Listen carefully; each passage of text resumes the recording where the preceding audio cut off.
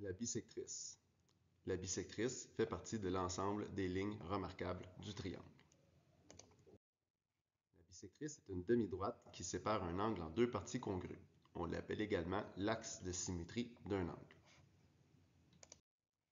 La bisectrice est issue du sommet de l'angle. On vous rappelle que le sommet, c'est la lettre qui est au milieu dans le nom d'un angle. La bisectrice va séparer mon angle en deux parties congrues. Donc, vous voyez l'exemple qui est à l'écran. On a l'angle MNO dans lequel on veut tracer la bisectrice. Donc, le sommet de mon angle est la lettre N. L'angle MNO mesure 126 degrés. Donc, je vais tracer ma bisectrice à partir du sommet N et je vais créer deux angles de 63 degrés chacun.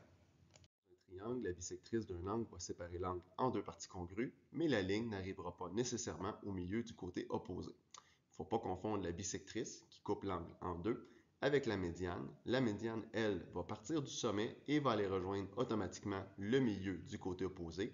Il peut donc arriver par moment que la bisectrice et la médiane soient la même ligne, mais par moment, ça ne sera pas la même chose. Donc, c'est important de distinguer le rôle de chacune de ces deux lignes. Pour construire la bisectrice avec le rapporteur d'angle, c'est assez simple. Si on veut faire la bisectrice de GHF, je prends mon rapporteur d'angle, je le place et je viens mesurer mon angle GHF qui mesure 44 degrés. Ensuite, je fais simplement calculer la moitié qui me donne 22 degrés et je l'identifie sur mon rapporteur d'angle. Et finalement, avec ma règle, je vais tracer une ligne qui part du sommet H et qui va couper mon angle GHF en deux parties congrues de 22 degrés chacune. Vous remarquez, comme mentionné précédemment, que la ligne n'ira pas rejoindre le milieu du côté opposé, mais va séparer mon angle en deux parties congrues. Maintenant, la bisectrice avec le compas. Pour tracer la bisectrice de ACB, je vais placer mon compas sur le sommet C et l'ouvrir à peu près à la moitié de la longueur. Je vais venir me placer sur mon premier croisement et tracer un arc de cercle. Aller me placer sur mon autre croisement et tracer un autre arc de cercle, toujours en gardant la même grandeur de compas.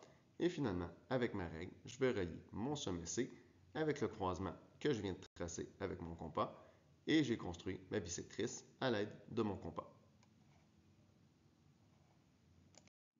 Voilà, j'espère que cette vidéo t'a aidé à mieux comprendre. N'hésite pas à consulter les autres vidéos sur la chaîne au besoin. À la prochaine!